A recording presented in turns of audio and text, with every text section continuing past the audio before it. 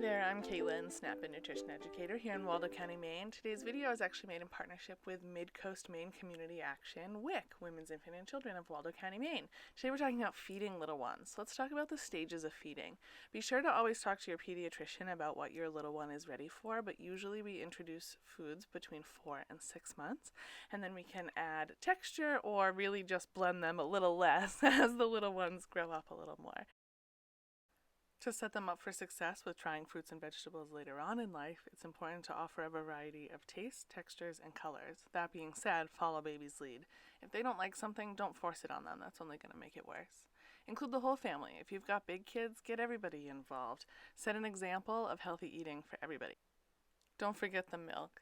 Your little one is going to get most of their nutrients from milk for the first year of life. Remember, food before 1 is just for fun.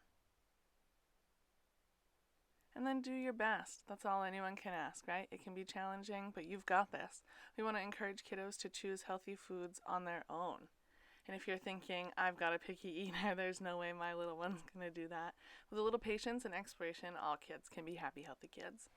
So let's get started. These are the things that I'm going to turn into baby food today. I had one lone potato and I grabbed an apple. I had a couple of cans that I thought I would turn into some baby food for us today, but you can also use frozen or fresh of any of these. I just wanted to show you the versatility, or I guess the multiple options.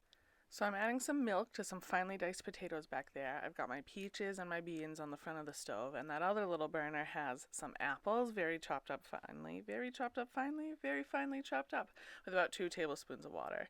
The potatoes are going to go on a medium heat until they boil or bubble, I guess, and then I'm going to turn it down to a low.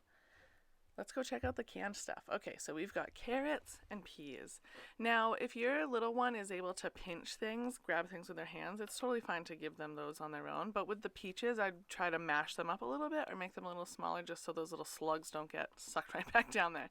There's the apples, there's the potatoes. We are on a roll.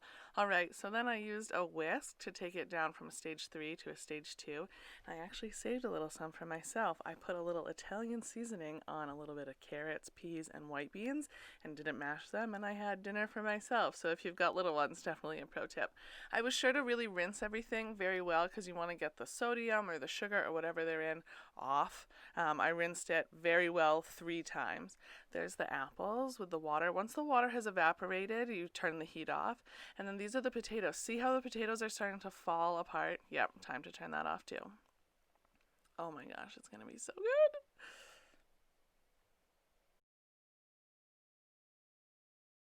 And there you go. These are all of our stage 2 foods, so for 6 to 9 months. Okay, so now to make it for the littlest ones, 4 to 6 month olds, we're going to use a food processor or a blender or an immersion blender, but you are going to need some kind of robot to help you with this one. So I'm just going to add the peaches in first. The peaches smelled so good. When I blended them up, my whole kitchen, it was delightful. So I'm just going to whiz those up.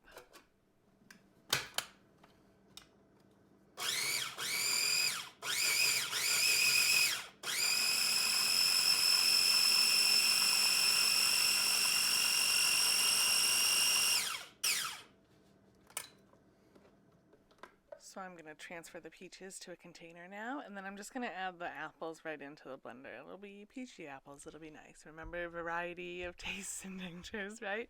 Yes, I blended those up, and then I did the same thing with the beans, but I added a little bit of water so that it wouldn't get all stuck up around the blade or be too gunky, too Play-Doh-y. So did the same there, and then got a container for them. Oh, I almost forgot the pears.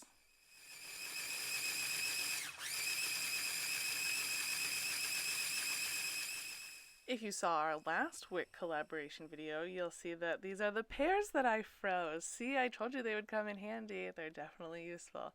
These are the frozen pears that I had. I just let them thaw in my fridge overnight, and then they were ready to go.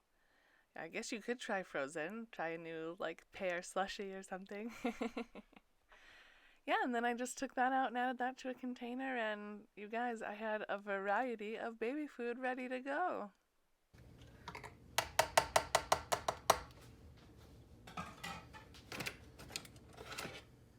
Grabbed my favorite spatula and we were all set.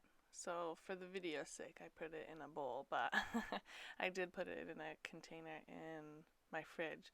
I don't have a baby. My little guy is 3 years old now, but I will probably use this as a base for a cake or some muffins or maybe a sauce. Oh, I bet the pears would make a really good barbecue sauce base. Comment below, what else should I use this baby food for since I don't have a baby anymore?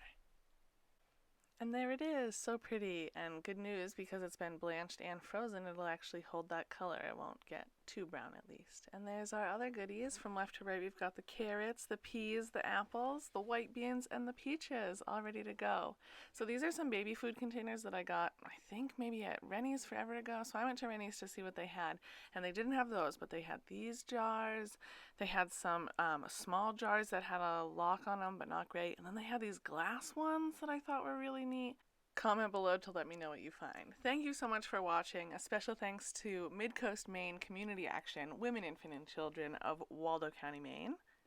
Want more recipes and tips? Don't forget to subscribe to this channel and head over to mainsnapad.org to check out more recipes. Please post your creations to social media with the hashtag MaineSnapAd and have a healthy, happy new year!